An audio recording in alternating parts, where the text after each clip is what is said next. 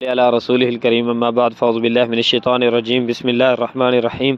سامعین کرام، کل کا جو ہمارا موضوع تھا، عنوان تھا، وہ عنوان تھا ہمارا کہ فرعون کی قوم پر، مصر پر اللہ تعالیٰ کی طرف سے 5 آزمائشیں آئی تھی۔ آج کا ہمارا بیان ہے اللہ تعالیٰ اپنے بندوں پر آزمائشیں ڈالتا ہے۔ پھر اللہ تعالیٰ نے موسیٰ علیہ السلام پر وحی کی کہ اے موسیٰ، اپنی قوم کو، بنی اسرائیل کے لوگوں کو لے کر چلے جائیں مصر سے۔ تو ان پر اتنی آزمائشیں آ چکی تھی، پر کل میں نے بتایا تھا 5 عذاب آئے تھے، آزمائشیں آئی تھی۔ تو وہ جا رہے تھے، لے کے جا رہے ہیں ان کو راستے، شام میں جا رہے ہیں، شام ملک میں جا رہے تھے، ان کو راستے کا پتہ نہیں تھا۔ تو اللہ تعالیٰ نے ان کو دریا کے نزدیک چھوڑ دیا، اسی طرح ان کو پتہ بھی نہیں ہے۔ تو جب دریا کے قریب پہنچے تو موسیٰ علیہ السلام کا لشکر موسیٰ علیہ السلام کو باتیں کرنے لگ گیا کہ ہمیں مصر سے لے کے جا رہا ہے، تو مصر کا فرعون تو نہیں چاہتا، اس کا لشکر ہمارا پیچھا کر رہا ہے۔ اس کے لشکر کو پولیس کو، فوج کو پتہ چل گیا تھا کہ موسیٰ علیہ السلام آج اپنی قوم کو لے کر چلے جائیں گے۔ تو جب وہ اپنی قوم کو بتا رہے تھے تو ایک ان کے جاسوس کو پتہ چل گیا، اس نے جا کر فرعون کو بتا دیا۔ فرعون نے کہا ان کو جانے نہیں دینا، ان کا اپنے پیچھا کرنا ہے۔ جب وہ لے کر جا رہا تھا کہ دریا کے کونے میں کھڑ گیا، آگے رستہ بھی کوئی نہیں ہے۔ تو موسیٰ علیہ السلام کو تو یقین تھا کہ اللہ تعالیٰ یہاں سے ہمیں نکالے گا، اللہ تعالیٰ ہمیں ان کے ہاتھ نہیں لگنے دے گا۔ جو نبی ہوتا ہے اس کو پختہ یقین ہوتا ہے اللہ تعالیٰ پر۔ وہ لوگ موسیٰ علیہ السلام کو باتیں کرنے لگ گئے، اتنا آپ پر ہم ایمان لے آئے ہیں، آپ نے اتنا رسوا کیا ہے ہمیں کہ عذاب آئے، اتنا آزمائشیں آئیں، ایمان لینے کا ہمیں فائدہ کیا؟ باتیں سنانے لگ گئے۔ ایمان ان کا اتنا پکا نہیں تھا، کمزور تھے۔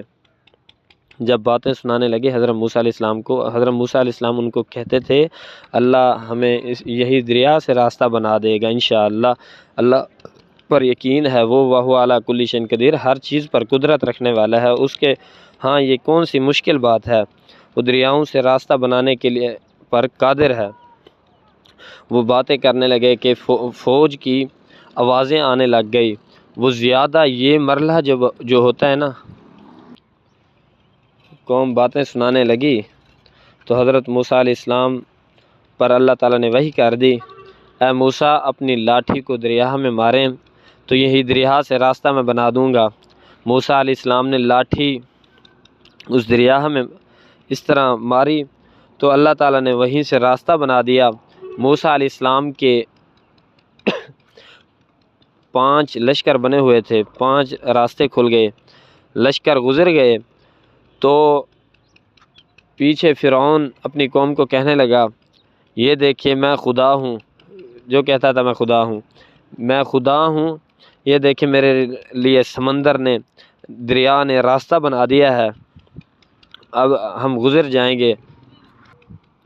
ان کو یقین تھا۔ پھر وہ کہنے لگے، ان کو بھی ڈر پائے گیا کہ سڑک تو بنی پڑی ہے، موسیٰ علیہ السلام فرعون کا لشکر بھی ہمارے پیچھے آ جائے گا، فرعون کا لشکر ہمیں مار دے گا، ہمارا پیچھا کر رہا ہے۔ تو موسیٰ علیہ السلام نے اپنی لاٹھی نیچے پھینکی کہ ابھی گیلی ہے تو اس کو زمین پر ماروں، مٹی سے اس کو سکھا دیا۔ تو جب سکھا دیا تو اللہ تعالیٰ نے کہا، اللہ تعالیٰ نے جب اس کو سکھا دیا تو اللہ تعالیٰ نے کہا اے موسیٰ میں ان کو یہیں ذلیل کروں گا، ان کا عذاب کا وقت آ گیا ہے۔ جو فرعون وہاں سے آیا اندر، فرعون کو دریا نے ڈبو لیا، اندر لے لیا۔ فرعون کو جب سمندر نے اندر لیا تو فرعون ایمان لے آیا، اے اللہ میں آپ کو برحق معبود مانتا ہوں، آپ کے سوا کوئی نہیں ہے خدا، میں آپ کا بندہ ہوں۔ جب اللہ تعالیٰ کا عذاب آ جاتا ہے اس وقت کوئی بھی ایمان لے آئے تو اللہ تعالیٰ کا عذاب دور نہیں ہوتا۔